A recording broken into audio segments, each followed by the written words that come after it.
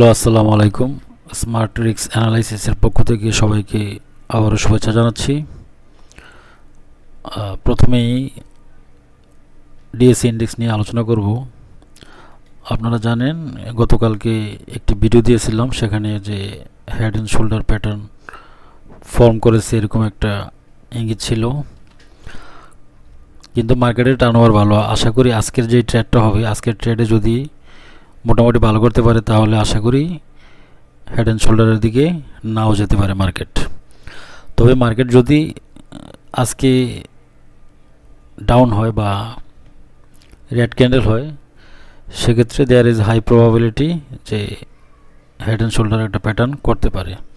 So যদি সেই রকম হয় আমাদের সবাইকে সতর্ক থাকতে হবে, কারণ আমাদের চিন্তাভাবনায় কিন্তু মার্কেট চলে না। মার্কেট চলে মার্কেটের গতিতে। Market is always right. যদি ওইরকম পরিস্থিতি হয় তাহলে সবাইকে সতর্ক থাকতে হবে। আমরা গতকালকের ভিডিওতে এই শেয়ারটা নিয়ে আলাপ করেছিলাম, এডিএন। আজকে কিন্তু মোটামুটি একটা ভালো বাড়ার ট্রাই করতেছিল, কিন্তু পরে মার্কেট কারেকশন হওয়ার কারণে তারপরও প্রায় 2%-এর কাছাকাছি বেড়েছে। সো দেখা যাক আগামীকাল কি করে, মানে আজকে কি অবস্থা করে।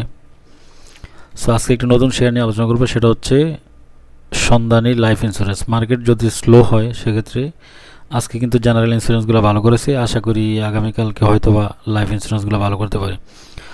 সন্ধানী লাইফের ডিক্লারেশন আছে, মেবি 12% ক্যাশ দিয়েছে। যেহেতু এটা স্পটে আছে, সো কিনতে হলে ক্যাশ টাকা লাগবে। সো আশা করা যায় 22.30 টাকা ক্লোজ ছিল। এই রেটে কিনলে অ্যাটলিস্ট ক্যাশ ডিভিডেন্ডটা ফ্রি পাওয়া যাবে আশা করি, যদি কেউ চাইলে ইচ্ছা করলে কেউ কিনতে পারেন। আর আজকে আমরা হচ্ছে একটি সুইং ট্রেডিং নিয়ে আলোচনা করব। ভিডিওর টাইটেল দেখে বুঝেছেন। এই যে দেখুন, এটা হচ্ছে আমান কটন ফ্যাব্রিক, টেক্সটাইল সেক্টরের একটি শেয়ার। এই শেয়ারটি সিলেকশন করার কারণ হচ্ছে এই যে দেখুন, ফিবোনাসি রিট্রেসমেন্ট।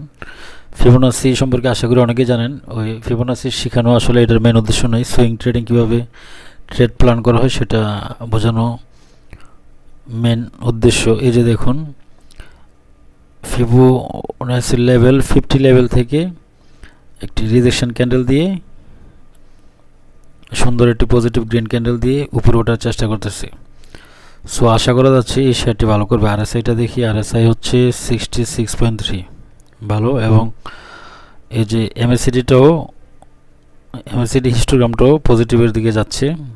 আশা করি আজকে অথবা আগামী সপ্তাহে ক্রস ওভার দিবে। সো আর যদি আপনি এটিকে এন্ট্রি দেন তাহলে এই যে যেখান থেকে বাউন্স ব্যাক করেছে এর নিচে ক্লোজ দিলে, মানে 17.40 নিচে ক্লোজ দিলে স্টপ লস নিতে হবে। আর স্টপ লসটা কিন্তু মাস্ট, কারণ স্টপ লস হচ্ছে টিকে থাকার অন্যতম অস্ত্র। সো আজকে পর্যন্ত সবাই ভালো থাকবেন। আল্লাহ হাফেজ।